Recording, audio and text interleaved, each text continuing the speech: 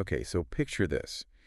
You have spent months, maybe even a full year, sweating over anatomy textbooks. Oh, yeah. You've memorized every muscle insertion from the base of the skull to the little toe.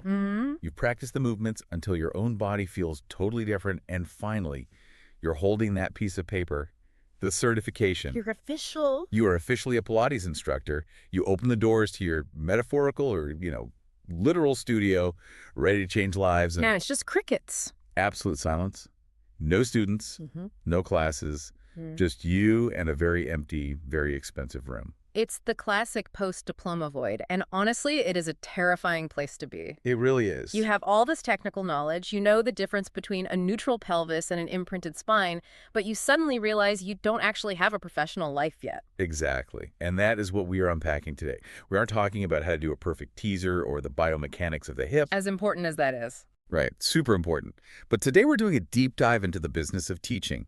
We're working from a really fascinating interview with Berger de Fémynie. She's the CEO of Studio Biopilates Paris. She's been in the game since 2008, and she is a rigorous instructor trainer. Yeah. And what makes this source material so valuable is that Caroline isn't just talking about, marketing in the abstract. Right. She's addressing this very specific, dangerous gap that exists between finishing your training and actually passing your final exam. Okay. She argues that the training gives you the grammar and ethics of the method, but it doesn't give you a career. I love that distinction, the grammar versus the novel. Knowing the rules doesn't mean you can write the book. Precisely. And here is where it gets really interesting. She says the real work actually starts after you get the certificate. Which is so counterintuitive. It is. She points out that you can't even really pass your final pedagogical exam if you haven't figured out the business side first. Wait, what? Shouldn't the exam just be about how good I am at Pilates? You would think so. Look at my form. Look at my cueing. Why does my ability to market myself matter for a certification exam? Because of what Caroline calls the living laboratory. The living laboratory, okay. Think about it this way. During your training, who are you practicing on? It's usually your fellow students. Right, your classmates. Or maybe a very, very patient partner. Exactly. And your classmates are, frankly, terrible practice subjects. Why? They know the method, they know how to breathe laterally, they know where their pelvis should be. They cheat, essentially, because their bodies are already educated. I see. But to truly master pedagogy, to be ready for that exam, you need real bodies. Real bodies. Right. That sounds a little ominous, but I get what you mean. It means bodies that are tired. Bodies that are stressed from a day at the office, people with different breathing patterns, stiff rib cages, different pelvic alignments. The general public. This is the living laboratory, and if you don't fill your classes immediately after training, you just don't have this laboratory. You can't train your eye to see compensations. So you can't learn how to manage the energy of a group. Exactly. So if your room is empty, you literally cannot practice the skills needed to pass the exam. So filling the class isn't just about making money so you can eat, which is nice too. Also good, yeah. It's a pedagogical necessity. You need the chaos of real people to prove you can actually teach. You need the variables. Yeah. Precisely. And that brings us to what Caroline calls the first business lesson for any new instructor. Okay. She breaks it down into a triptych, 3 pillars you have to master at the same time: programming, diversification, and communication. Okay, let's break these down.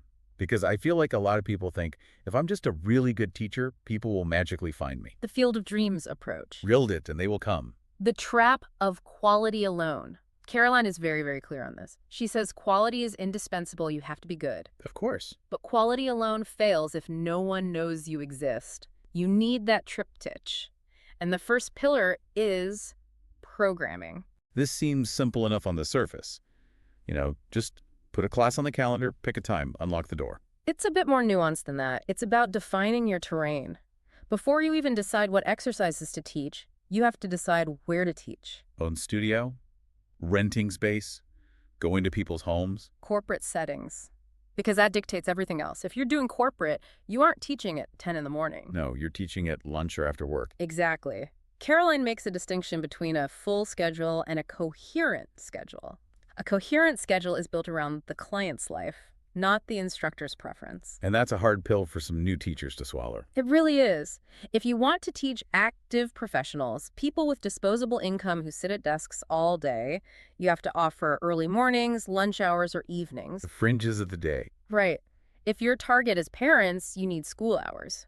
If it's seniors, mornings usually work best. It's not about when you want to work. It's about when they can come. That's a huge shift from being an artist to being a service provider. It is. And she also mentions keeping it simple at the start, not launching with 20 different class types. Right, the danger of sophistication. Simplicity first. Sophistication comes later.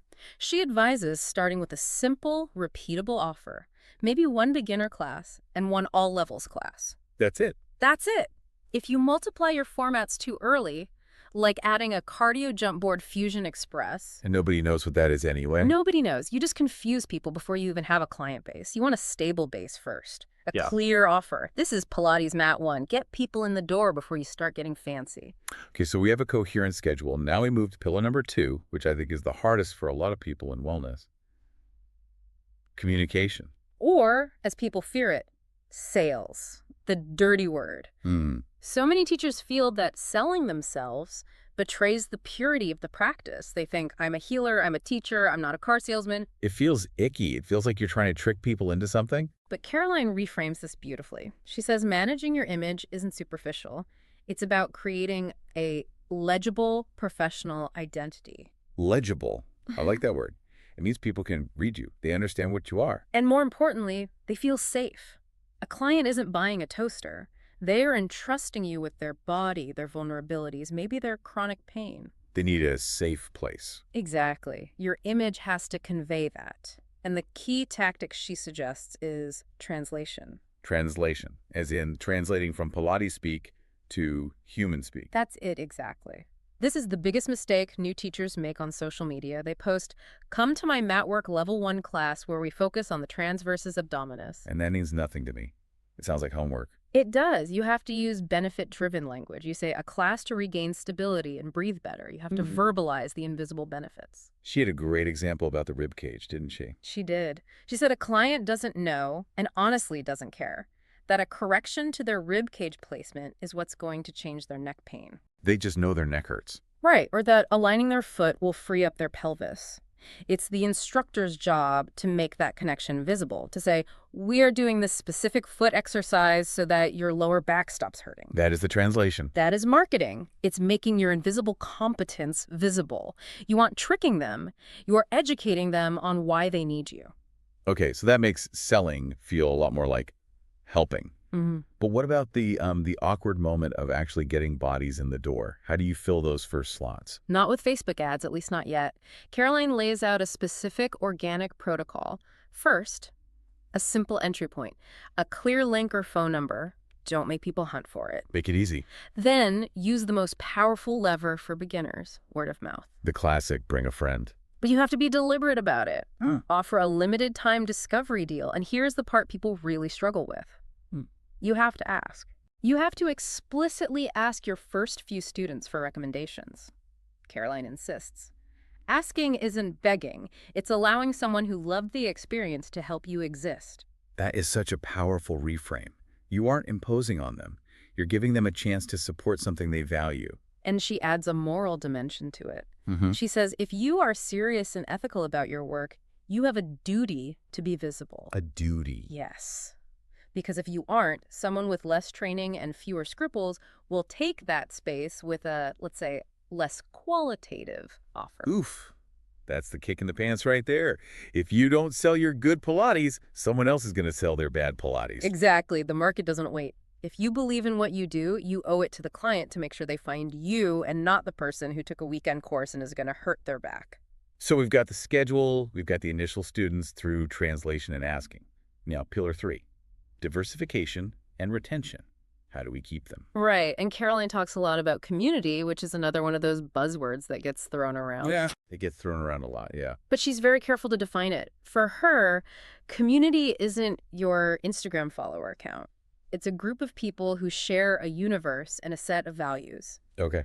At her studio, she noticed people didn't stay just because the exercises were effective. They stayed because they felt seen, understood, and guided. It felt a trajectory, like they were actually going somewhere. Yes.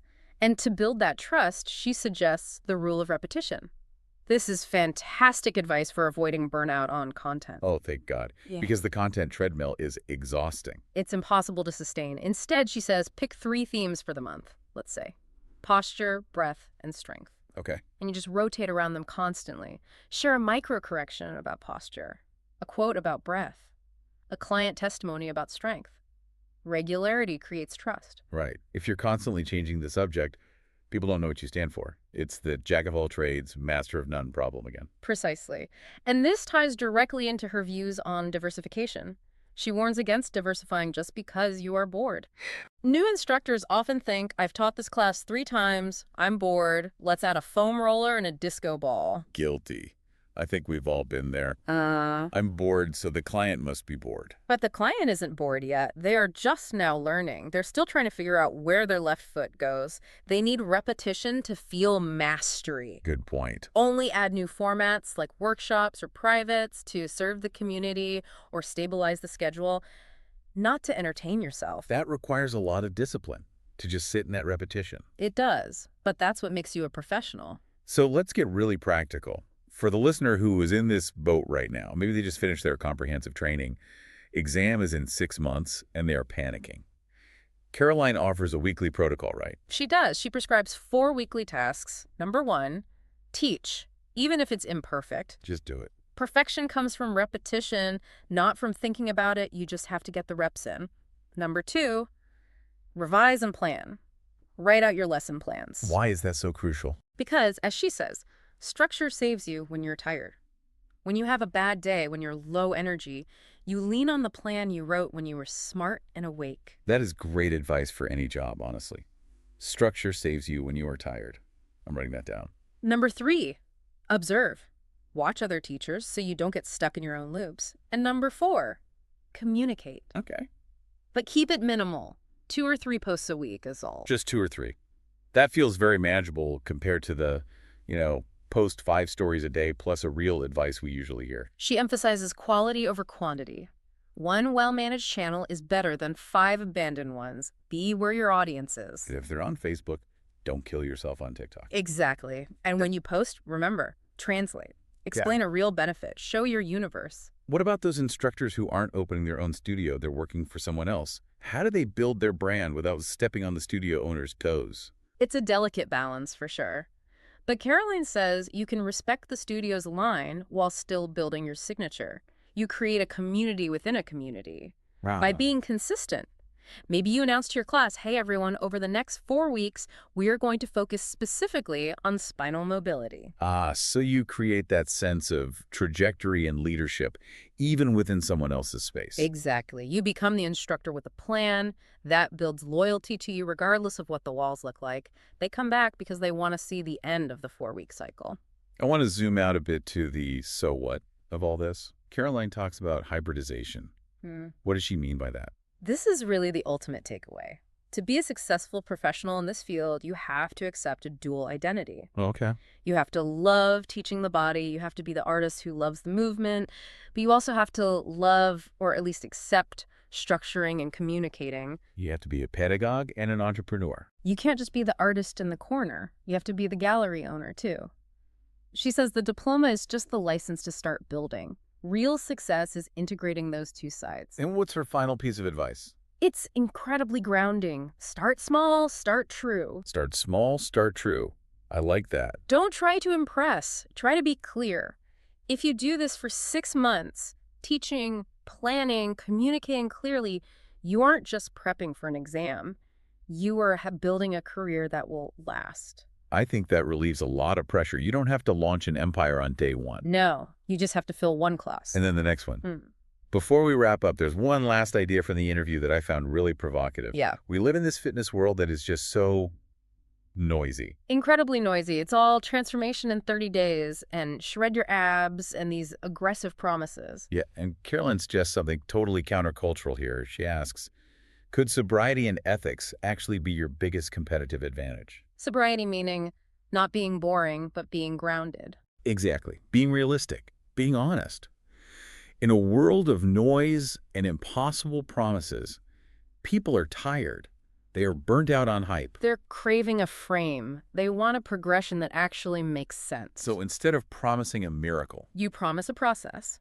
Simply saying, we will work on your posture and it will take time, but you will feel better.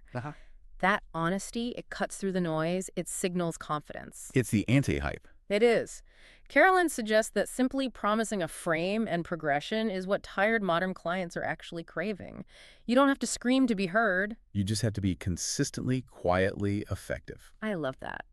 In a screaming match, the whisper is sometimes the only thing you can hear. That's it. Well, there you have it.